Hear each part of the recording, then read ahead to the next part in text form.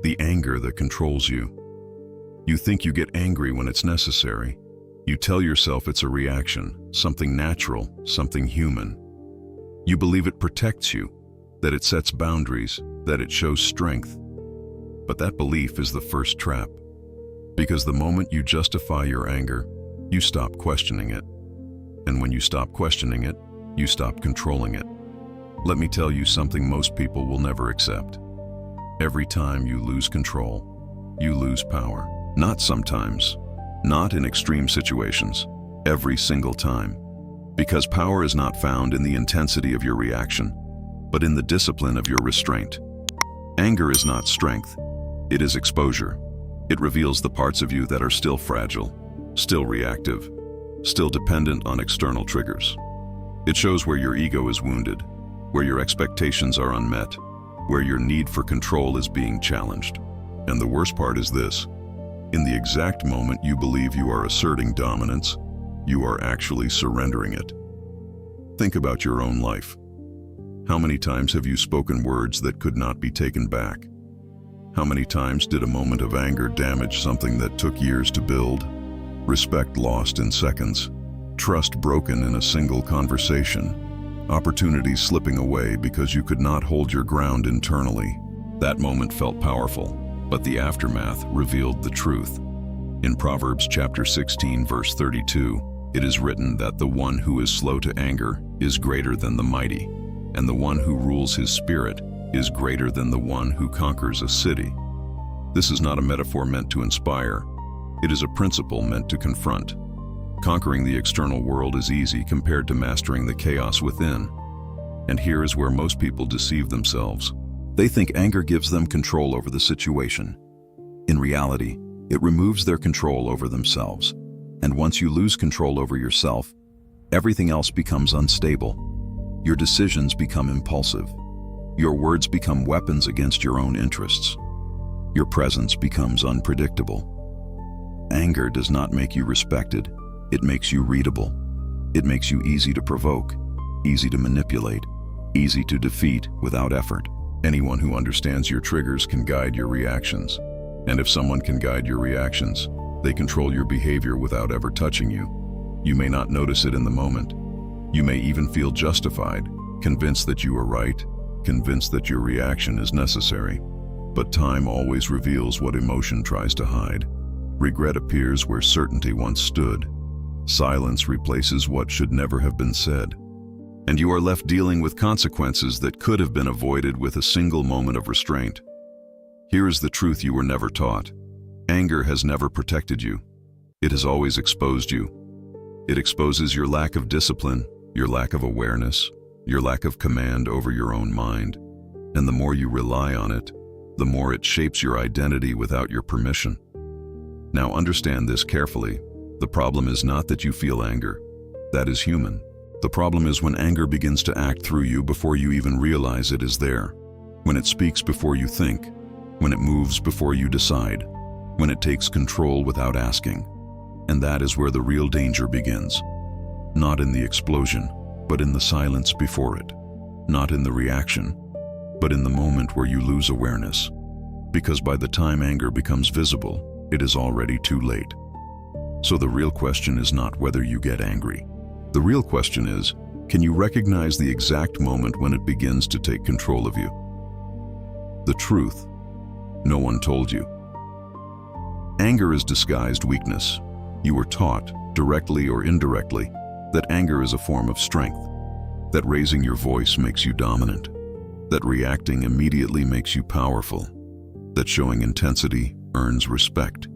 But this belief is not wisdom, it is conditioning, and it has led countless people to destroy their own authority while believing they were defending it. The world rewards visible reactions. It applauds those who express without restraint. It confuses emotional intensity with conviction. But ancient wisdom exposes something deeper, something most people are not willing to confront. Uncontrolled anger is not a sign of power. It is a sign of internal instability. In Ecclesiastes chapter 7, verse 9, it is written that anger rests in the heart of fools. This is not an insult, it is a diagnosis. It reveals that anger, when it takes root and lingers, is not a tool of the wise, but a symptom of someone who has not yet mastered himself. Understand this clearly. Strength is not measured by how quickly you react, but by how much you can endure without losing clarity. Anyone can explode. Anyone can react. Anyone can raise their voice. That requires no discipline, but to remain composed when provoked, to maintain control when disrespected, to choose silence when your ego demands a response. That is where true strength reveals itself. Anger feels powerful because it is immediate. It gives you a sense of control in the moment. It creates the illusion that you are taking action. But that is exactly why it is dangerous. Because it bypasses reflection.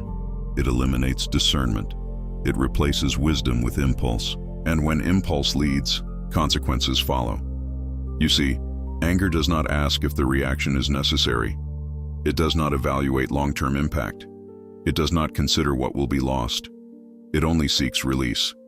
And in that release, it often sacrifices what matters most. Most people live trapped in this cycle. They react, they justify, they regret, and then they repeat. Not because they lack intelligence, but because they lack awareness.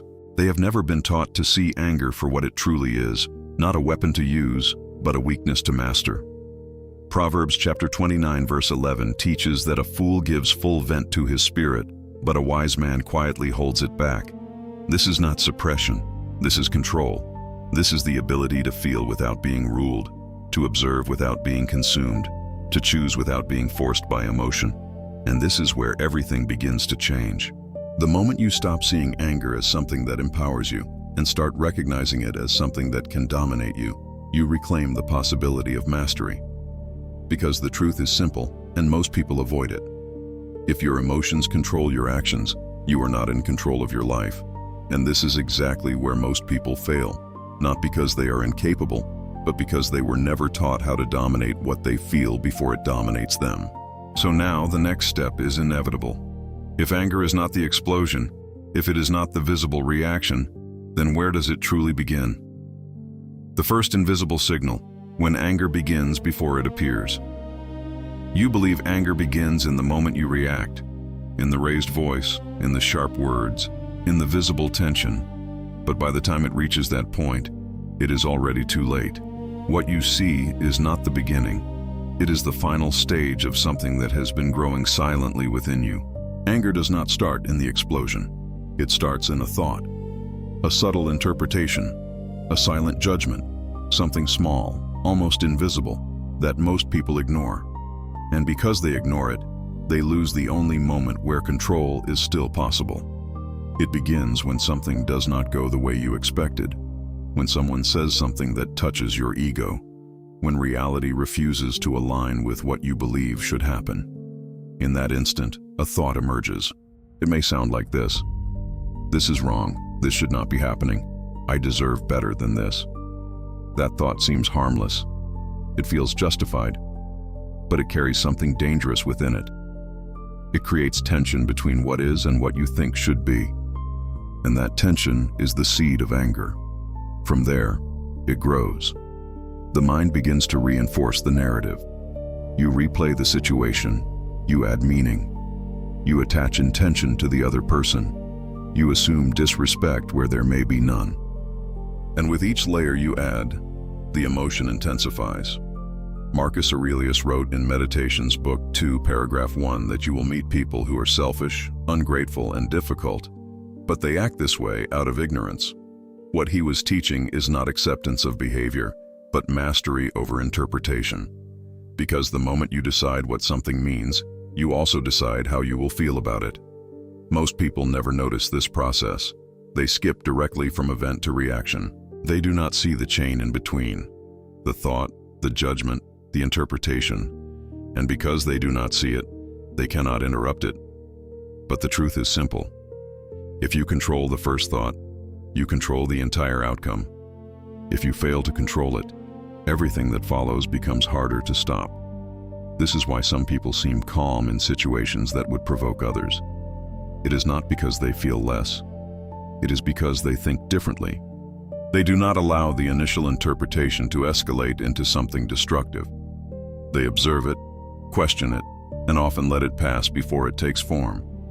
Anger feeds on unconscious thinking. It needs your lack of awareness to grow. The moment you become aware of the first signal, it loses strength. Because now, instead of being carried by it, you are watching it, and that changes everything. So the next time you feel anger rising, do not focus on stopping the reaction. Go deeper. Ask yourself where it truly began. Identify the first thought, the first interpretation, the moment where you assigned meaning to what happened. Because that is the only place where real control exists. And once you learn to see it, you will realize something most people never understand. Anger is not something that happens to you. It is something that forms within you step by step until you either stop it or become it. Now that you understand where it begins, the question becomes even more precise. What is the first action you must take when that moment arrives, before everything spirals out of control? Advice 1. The power of silence at the right moment. The moment anger begins to rise, your instinct is to speak, to respond, to defend, to correct, to assert yourself. It feels urgent, almost necessary. But that urgency is not wisdom. It is impulse. And impulse is where control is lost. Silence in that moment is not weakness. It is strategy. It is the space where you reclaim authority over yourself before the situation takes it away from you. Because once words are released under emotion, they no longer belong to you. They shape consequences that you cannot undo. Most people speak to relieve tension. They say what they feel so they can feel better. But this is where they fail, because the goal is not to feel better in the moment. The goal is to act better in the long term, and silence gives you that advantage. In Proverbs chapter 17, verse 28, it is written that even a fool is considered wise when he keeps silent, and discerning when he holds his tongue. This is not about appearing intelligent. It is about understanding that restraint protects you from exposing what should never be revealed under pressure. When you speak in anger, you reveal more than your opinion. You reveal your lack of control. You show exactly where you can be provoked, exactly how you can be destabilized. And once that is visible, it can be used against you again and again. But when you choose silence, something different happens. You interrupt the automatic response. You create distance between what you feel and what you do. And in that distance, you regain clarity. Silence forces you to observe, to process, to question whether what you are about to say will build or destroy. And in most cases, you will realize that what feels necessary in the moment is actually harmful in reality. This is where true authority begins, not in dominating others with words, but in mastering the moment before words are spoken. Understand this clearly. Silence is not avoidance. It is control in its purest form. It is the decision to not allow emotion to dictate your behavior. It is the refusal to give away your power for the sake of immediate release. And here is something most people never realize. The person who remains silent under pressure creates discomfort in others. Because while they are reacting, you are observing. While they are losing control, you are holding it. And that imbalance shifts the dynamic completely. Ecclesiastes chapter 5 verse 2 teaches that your words should be few, not because words lack value, but because careless words carry consequences. The less you speak under emotional tension, the more precise and impactful your words become when you finally choose to use them. So the next time anger rises, resist the urge to respond immediately. Do not rush to defend yourself. Do not rush to prove a point. Hold your silence. Let the moment pass through you without forcing a reaction. Because in that silence, you are doing something most people never learn to do. You are choosing control over impulse, clarity over reaction, power over weakness. And once you master this, the next step becomes even more critical. If silence gives you space, what should you do with that space before deciding how to respond? Advice 2. Do not react, interpret. After silence creates space, something subtle but decisive must happen. Most people stop at silence, believing that not reacting is enough. It is not. Because if you remain silent but keep the same interpretation in your mind, the anger is still alive, waiting for the next opportunity to act. The real shift happens in how you interpret what just occurred. You were taught to react to events as if they were absolute, as if what happened automatically defined what it meant. But this is not reality. What affects you is not the event itself, but the meaning you assign to it. Someone ignores you, and you interpret it as disrespect. Someone disagrees with you, and you interpret it as an attack. Someone fails to meet your expectation, and you interpret it as betrayal. In each case, the external situation is only a trigger. The emotional reaction is created internally through interpretation. Epictetus taught in Enchiridion section 5 that people are not disturbed by things, but by the views they take of them. This is not philosophy for reflection. It is a practical tool for control. Because the moment you understand this, you realize that anger is not inevitable. It is constructed, and what is constructed can be changed. In the space that silence gives you, you must question your first interpretation. Ask yourself directly, what else could this mean? Could this person be acting out of ignorance rather than malice? Could this situation be neutral, and I am the one adding weight to it? Could my expectation be unrealistic? This is not about denying reality. It is about refusing to accept the first emotional version of it without examination. Most people never do this. They accept their initial interpretation as truth. And because of that, they react to something that may not even exist in the way they believe it does. When you reinterpret, you weaken the emotion at its source. You remove the fuel before the fire grows. And once the intensity decreases, your ability to respond with clarity increases. This is where control becomes visible, not in suppressing anger, but in transforming the way you perceive what triggered it. Marcus Aurelius wrote in Meditations Book 6, paragraph 52, that if you are distressed by anything external, the pain is not due to the thing itself, but to your estimate of it, and this you have the power to revoke at any moment. That is the level of authority you are capable of developing. Understand this carefully. You do not react to what happened. You react to what you believe it means. And when you change the meaning, you change the reaction. This is why two people can face the same situation and respond completely differently. One becomes consumed by anger. The other remains steady. The difference is not in the event.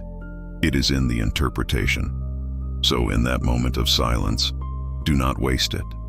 Use it. Reconstruct the meaning. Remove assumptions. Challenge your first thought. And you will notice something powerful. The urgency to react begins to fade. And once that urgency fades, you are no longer being driven. You are choosing. Now this leads to something even deeper. If interpretation fuels anger, what is the hidden force behind most of those interpretations that makes them so intense?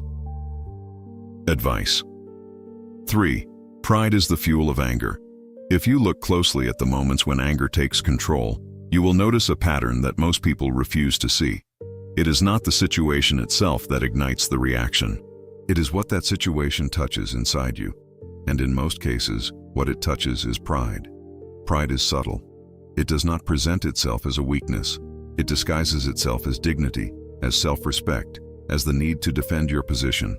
But beneath that surface, it carries something fragile. It demands recognition. It expects agreement. It seeks validation. And when those expectations are not met, it reacts. Anger is often the voice of wounded pride. Someone challenges your opinion, and you feel the need to prove them wrong. Someone disrespects you, and you feel the need to respond immediately. Someone overlooks you, and you feel diminished. In each case, the reaction is not coming from a place of strength. It is coming from a part of you that feels threatened. This is why anger can feel so intense, because it is not just about what happened. It is about what you believe it says about you. In Proverbs chapter 13, verse 10, it is written that pride only breeds quarrels. This is not an abstract idea. It is a direct observation of human behavior. Where pride is present, conflict is never far away, because pride does not tolerate being questioned, corrected, or ignored. But here is what most people fail to understand. Pride does not protect you. It traps you. It forces you into reactions that you later regret. It makes you fight battles that have no real value. It convinces you that you must respond, when in reality you would be stronger if you did not.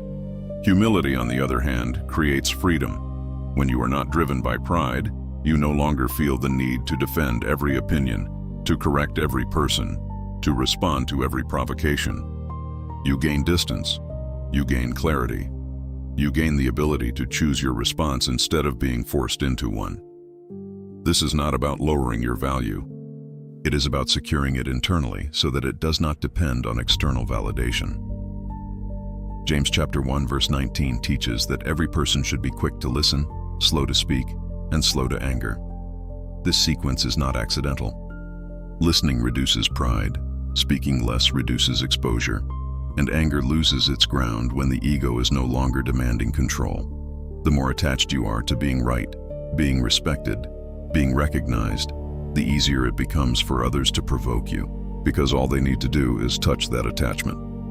But when you detach from that need, something changes. The same words that once triggered you begin to lose their effect. The same situations that once felt personal begin to feel neutral. Not because the world changed, but because your internal position did. And this is where true strength begins to take shape.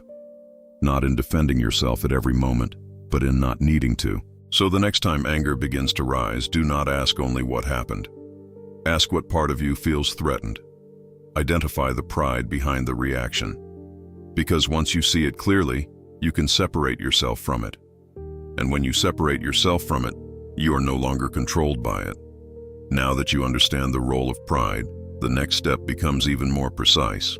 How do you train yourself to slow down in a world that constantly pushes you to react instantly? Advice 4. Slowness is strength, not weakness. You have been conditioned to believe that speed is power, that the faster you respond, the more control you demonstrate. That hesitation is weakness, and immediate reaction is dominance. But this belief is one of the most dangerous illusions you can carry, because it trains you to act before you understand. The truth is the opposite. Speed belongs to impulse. Slowness belongs to mastery. When anger rises, it creates urgency. It pressures you to respond now, to speak now, to act now. It convinces you that if you do not react immediately, you are losing ground. But that urgency is not real. It is emotional pressure, not rational necessity. In Proverbs chapter 14, verse 29, it is written that whoever is slow to anger has great understanding, but the one who is quick-tempered displays folly. This is not about personality. It is about discipline. It is about the ability to resist the internal pressure that demands immediate expression. Slowness gives you something that speed can never provide: perspective. When you slow down, you allow your mind to process what is happening without distortion. You give yourself time to observe the situation from a distance, to separate fact from interpretation, to recognize what truly matters and what does not. And in that process, most of what felt urgent begins to lose importance. The person who reacts instantly is controlled by the moment. The person who delays his response controls the moment. This is why those who master themselves appear calm under pressure. It is not because they do not feel the same impulses. It is because they have trained themselves to pause before acting. They have learned that the first reaction is rarely the right one. Slowness is not passivity. It is precision. It allows you to choose your words instead of being driven by them. It allows you to decide whether a response is even necessary. And in many cases, you will realize that silence or a minimal reaction carries more strength than any emotional expression. Ecclesiastes chapter 7 verse 8 teaches that patience is better than pride. This connection is not accidental. Pride demands speed. It wants immediate validation, immediate correction, immediate defense. Patience removes that demand. It gives you control over timing, and control over timing is control over outcome. Understand this clearly. The moment you slow down, you break the chain of automatic reaction. You create a gap between stimulus and response, and in that gap, you regain authority over yourself. Most people never develop this ability. They live in constant reaction, moving from one impulse to another, believing they are in control while being driven by their emotions. But the one who learns to slow down moves differently. He is not pushed. He is not rushed. He chooses. So when anger begins to rise, do not rush to respond. Do not allow the moment to dictate your pace. Slow yourself down deliberately. Breathe, observe, wait. Let the urgency pass before you decide what to do. Because once you master your pace, you begin to master your reactions. And this leads to a crucial realization. If you can control your response by slowing down, then you must also recognize something else. Not every situation deserves a response at all. Advice. 5. Do not argue with those who have already lost control. There is a mistake that costs more energy, more peace, and more time than most people realize. It is the decision to engage with someone who is already dominated by emotion. In that moment, you believe you are defending your position, correcting an injustice, or standing your ground. But what you are actually doing is stepping into a situation where logic no longer has influence. When a person loses control, they are not seeking truth. They are seeking release. They are not listening to understand. They are reacting to feel validated. And once someone reaches that state, no argument, no explanation, no reasoning will bring clarity into that exchange. Trying to win against someone who is already consumed by anger is not strength. It is a strategic mistake. In Proverbs chapter 26, verse 4, it is written that you should not answer a fool according to his folly, or you will become like him yourself. This is not about arrogance. It is about awareness. When you engage at the same emotional level, you descend to the same lack of control. You lose the advantage you had the moment you chose to remain composed. Most people do not realize this. They believe that stepping back means losing, that silence means surrender, that not responding means weakness. But in reality, walking away from a meaningless conflict is one of the highest forms of control. Because you are not avoiding the situation, you are refusing to be pulled into it. When you argue with someone who has already lost control, you are not just dealing with their words, you are dealing with their emotional state. And emotional states are not resolved through logic. They escalate through reaction. The more you respond, the more you feed the intensity. The more you try to prove your point, the further the situation moves away from resolution. And suddenly, what could have been ignored becomes a prolonged conflict. True power is the ability to recognize when engagement is no longer productive. It is the discipline to step back, even when your pride demands that you step forward. It is the understanding that not every battle deserves your attention, your energy, or your presence. You must learn to ask yourself a simple question in these moments. Is this conversation seeking truth, or is it driven by emotion? If it is driven by emotion, your best move is not to win. It is to disengage. Because the one who remains calm while others lose control holds the real authority in that situation. Proverbs chapter 17, verse 14 teaches that starting a quarrel is like breaching a dam, so drop the matter before a dispute breaks out. This is not avoidance. It is foresight. It is the recognition that some conflicts grow beyond control once they begin, and the only intelligent decision is to prevent their expansion. So when you find yourself in front of someone who is no longer rational, do not try to bring them back with force. Do not try to overpower their emotion with your logic. Step back, remain composed, choose not to participate, because in that moment, you are doing something most people cannot do. You are preserving your control while others are losing theirs. And once you begin to act this way consistently, you will notice something important. The number of conflicts in your life will decrease, but the quality of your presence will increase. Now, this leads to a deeper realization. If avoiding unnecessary conflict preserves your energy, then you must understand something even more critical. What exactly is anger costing you when you choose to engage instead of stepping back? Advice 6. Anger steals more than you realize. Most people only notice the visible damage of anger, the argument, the harsh words, the broken moment. But what they fail to see is the invisible cost that follows every uncontrolled reaction. And this cost is far greater than the moment itself. Anger does not just affect what happens in front of you. It quietly takes from you what you cannot easily recover. It takes your clarity, In the moment of anger, your ability to think objectively disappears. You become narrow, focused only on defending, reacting, proving. You lose perspective, and with it, you lose the ability to make decisions that serve you in the long term. It takes your energy. After every intense emotional reaction, there is a drain, a heaviness that lingers. You replay the situation, you justify your actions, you question what was said. And without realizing it, you spend hours, sometimes days, mentally trapped in something that lasted only minutes. It takes your respect. Not always immediately, not always visibly, but consistently. Because people observe more than you think. They remember how you behave under pressure. They measure your stability, your composure, your ability to remain grounded.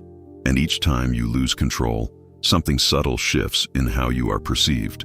Proverbs chapter 19 verse 11 teaches that a person's wisdom yields patience, and it is to one's glory to overlook an offense. This reveals something most people ignore. The ability to let something go is not weakness. It is elevation. It is a sign that you value your peace more than your need to react. Anger also takes your opportunities, because not every loss comes with a clear explanation. Sometimes it is a missed chance, a closed door, a conversation that never happens again, and you may never connect it back to that one moment where emotion overruled your judgment. And perhaps the most dangerous cost of all is this: anger shapes your identity over time. If you react the same way repeatedly, it stops being a moment and becomes a pattern. And that pattern becomes how others expect you to behave. You become predictable, not because of your strengths, but because of your lack of control. And once that perception is formed, it becomes difficult to change. Ecclesiastes chapter 10 verse 4 teaches that if a ruler's anger rises against you, do not leave your post, for calmness can lay great offenses to rest. This is a reminder that composure has the power to neutralize situations that anger would only worsen. Understand this clearly. Every time you choose anger, you are making a trade. You are exchanging long-term control for short-term release. You are giving away something valuable in order to satisfy something temporary. And the more often you make that trade, the more it costs you. So the next time anger rises, do not focus only on what you feel. Ask yourself what it will take from you if you act on it. Because once you begin to see the true cost, the impulse to react starts to lose its appeal. And when that happens, you are ready for the next level of mastery. Because avoiding loss is one thing, but preparing yourself before the moment even arrives is something far more powerful. Advice 7. Train your mind before the conflict. Most people try to control anger in the exact moment it appears. They wait until they are already triggered, already emotional, already under pressure. And then they attempt to regain control. But at that point, the battle is already lost, or, at best, much harder than it needed to be. Control is not built in the moment of conflict. It is built before it. If you only think about discipline when you are being tested, you are already behind, because emotion moves faster than thought when the mind is unprepared. And in that speed, you fall back into your patterns. The mind must be trained in advance. Just as a warrior does not learn how to fight in the middle of battle, you cannot expect to master your reactions without preparation. You must anticipate the situations that challenge you, the conversations that provoke you, the people that test your patience, and you must decide before they happen how you will respond. This is where most people fail. They live reactively. They wait for life to happen and then respond based on how they feel in that moment. But the one who seeks mastery lives differently. He prepares his responses before the situation arrives. Marcus Aurelius wrote in Meditations book 7 paragraph 61 that the best revenge is not to be like your enemy. This is not about revenge, it is about preparation. It is about deciding in advance who you will be, regardless of what happens around you. When you train your mind, you remove uncertainty. You create internal guidelines that guide your behavior under pressure. You no longer depend on your mood. You act based on principles. Visualize the situations that usually trigger your anger. See them clearly. Hear the words. Feel the tension. And then, instead of reacting, imagine yourself remaining calm, speaking with control, or choosing silence. Rehearse it mentally until it becomes familiar. This is not imagination. This is conditioning. The more you do this, the more your mind recognizes that calmness is an option. And when the real moment arrives, it no longer feels foreign. It feels practiced. Proverbs chapter 22 verse 3 teaches that the prudent see danger and take refuge, but the simple keep going and pay the penalty. Preparation is that refuge. It is the ability to recognize what could go wrong and position yourself before it happens. Understand this clearly. You do not rise to the level of your intentions. You fall to the level of your preparation. If you prepare yourself to remain composed, you increase your chances of doing so. If you neglect preparation, you rely on willpower alone. And willpower, under emotional pressure, is rarely enough. So begin to train your mind, not only in moments of calm, but specifically for moments of tension. Build the habit of pausing, of observing, of choosing deliberately.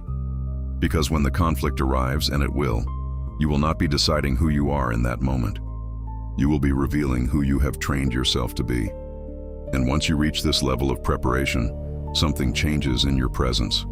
You become stable, predictable in the best sense, grounded, and this leads to a higher form of strength that few people ever achieve. Advice 8. True strength is being unshakable. There is a type of strength that most people misunderstand. They think strength is about dominance, about being louder, faster, or more forceful than others. But real strength has nothing to do with external expression. It is internal stability. It is the ability to remain unchanged when everything around you tries to pull you out of balance. When anger rises and you do not move with it, something powerful happens.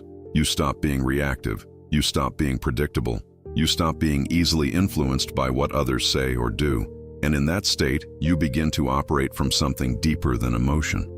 Most people are emotionally reactive. They shift with every insult, every disagreement, every frustration. Their inner world is constantly being shaped by external events. But the one who is unshakable does not move in this way. He observes without collapsing into reaction. In Proverbs chapter 25, verse 28, it is written that a person without self-control is like a city broken into and left without walls. This image is powerful because it shows exactly what happens when emotional control is absent. There is no protection, no structure, no stability. Anything can enter, anything can disturb. But when you develop emotional stability, you build internal walls. Not walls of isolation, but walls of protection. They do not block life. They filter it. They prevent unnecessary emotional intrusion. Being unshakable does not mean you do not feel. It means you are not ruled by what you feel. There is a difference between experiencing emotion and being controlled by it. One is natural, the other is destructive. When you reach this level of control, something changes in how others perceive you. People begin to sense that you are not easily disturbed, that you do not react to everything, that your presence is not dependent on external validation or provocation. And without you saying anything, this creates respect, because stability is rare, and what is rare naturally gains value. Ecclesiastes chapter 7 verse 9 teaches that it is better to be patient than powerful, and better to control your spirit than to take a city. This reveals a truth that most people overlook. Conquering the world means very little if you cannot conquer your internal reactions. Anger thrives where instability exists. It needs cracks in your emotional foundation to take hold. But when your internal structure is strong, anger has nowhere to expand. It appears, but it does not grow. It passes, but it does not control. This is why unshakable people are dangerous in the best sense, not because they attack, but because they cannot be easily manipulated. They are not moved by pressure. They are not driven by emotional provocation. They remain centered.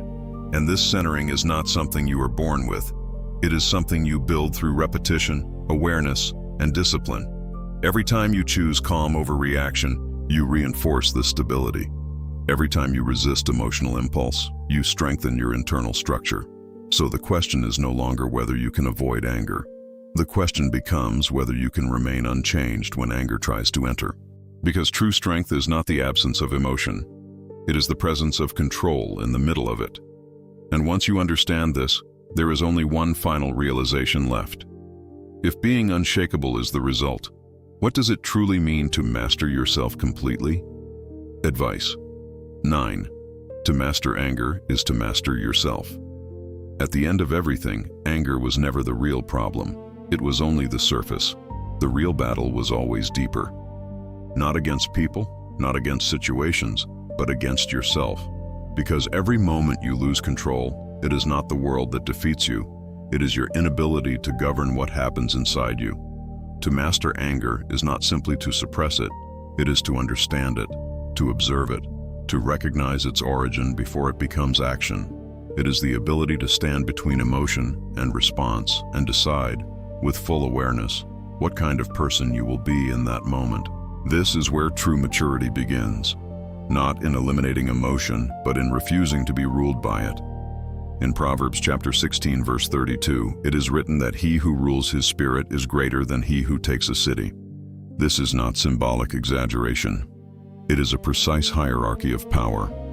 External victories are temporary. Internal mastery defines everything that comes after. When you master anger, you are no longer easily manipulated. You are no longer driven by impulse. You are no longer controlled by circumstances. You begin to operate from a place of intention instead of reaction. And this changes how you move through life. Your words become more precise. Your decisions become more stable. Your presence becomes more grounded. People begin to sense that you are not easily shaken, not easily provoked, not easily influenced. But more important than how others see you is what happens within you. You gain peace that is not dependent on external conditions. You stop being a slave to emotional fluctuations. You begin to experience a level of clarity that only exists when the mind is no longer in conflict with itself. James chapter 1 verse 20 teaches that human anger does not produce the righteousness that God desires. In other words, anger is not a path to higher understanding. It is often a barrier to it. It clouds judgment, distorts perception, and disconnects you from wisdom. To master yourself is to refuse that distortion. It is to pause long enough to choose truth over impulse, to choose awareness over reaction, to choose discipline over emotional release. And every time you make that choice, you strengthen your identity, because you are no longer defined by what happens to you. You are defined by how you respond to what happens. This is the highest level of control a human being can develop. Not control over others, not control over outcomes, but control over the self. And once you reach this point, anger no longer has authority over you. It becomes something you observe, not something you obey. Something you understand, not something you become. And that is the final realization. The moment you master yourself, nothing outside, you can truly dominate you again. The final confrontation with yourself. Everything you heard until now was never about anger itself. It was about what anger reveals when you are not paying attention. Because anger is not the enemy. It is the signal. It shows exactly where your control ends and where your impulses begin. And the real question was never how to eliminate anger completely. The real question was whether you are willing to stop being ruled by it. Because there is a difference between feeling something and being governed by it. One is human, the other is a choice. Most people spend their lives reacting. They justify it as normal, as natural, as unavoidable. But what they are really doing is surrendering control in small moments, over and over again, until those moments define who they become. In Proverbs chapter 23 verse 7, it is written that as a person thinks in their heart, so they are. This reveals something essential. Your internal world does not stay internal. It shapes your behavior, your decisions, your relationships, and ultimately your identity. If anger dominates your reactions, it is not just a momentary issue. It is a reflection of how deeply control has been lost in those unseen moments before the reaction ever appears. This is why mastery is not about a single decision. It is about repetition. It is about choosing awareness over impulse again and again, until it becomes your natural state. You were not meant to be controlled by what you feel. You were meant to observe it, understand it, and choose what to do with it. That is where real strength lives. Not in suppression, but in awareness. not in reaction, but in choice. And now the confrontation becomes personal, not philosophical, not theoretical, personal. How many times has your life been affected by something that lasted only a few seconds? How many words were spoken that changed relationships? How many opportunities were lost because emotion spoke louder than wisdom? Those moments are gone, but what remains is the pattern, and that pattern can still be changed. Because the moment you start recognizing anger before it controls you, you stop living as a reaction and start living as a decision. And that is the real shift. Not becoming someone who never feels anger, but becoming someone who is no longer governed by it. This is where everything returns to you. Control, clarity, stability. Not because life becomes easier, but because you stop giving away your power inside of it.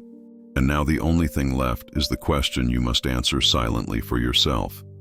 Will you continue reacting as before, or will you finally take control of what has been controlling you? Because from this point forward, you are no longer unaware. You have seen how it begins, how it grows, and how it takes over. And once you see it, you cannot unsee it. And that changes everything.